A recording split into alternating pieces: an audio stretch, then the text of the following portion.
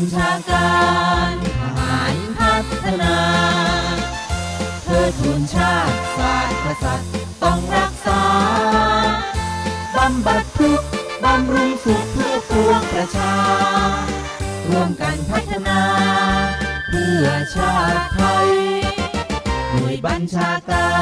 รทหารพัฒนาร่วมแก้ปัญหาสิ่งเสพติดทั้งหลาย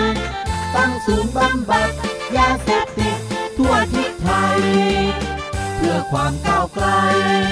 ของแผ่นดินหน่วยบัญชาการทหารพัฒนาปกป้องการมาบ่อนทำลายเพื่อรักษาอำนาจอธิปไตยให้ไทยเป็นไทยคู่ฟ้าดิน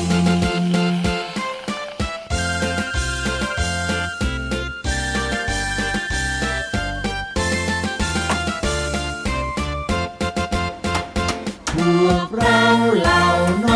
ทพ.เราจะขอพัฒนาเพื่อชาติไทย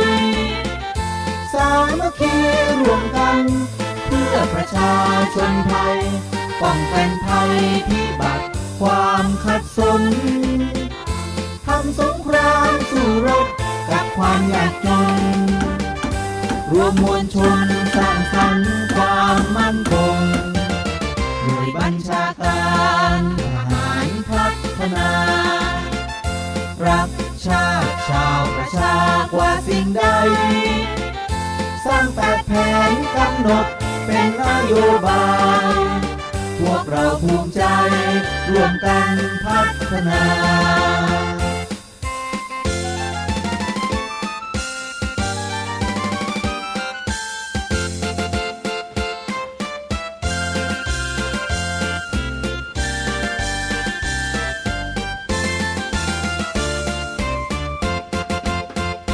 พวกเราเหล่าน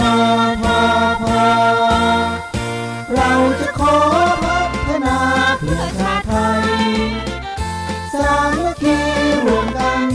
เพื่อประชาชนไทยป้องกันภัยพิบัติความขัดสนทำสงครามสู้รบกับความยากจน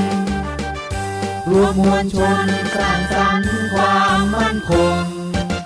หน่วยบัญชาการทหารพัฒนารักชาติชาวประชากว่าสิ่งใดสร้าง8 แผนกำหนดเป็นนโยบายพวกเราภูมิใจร่วมกันพัฒนา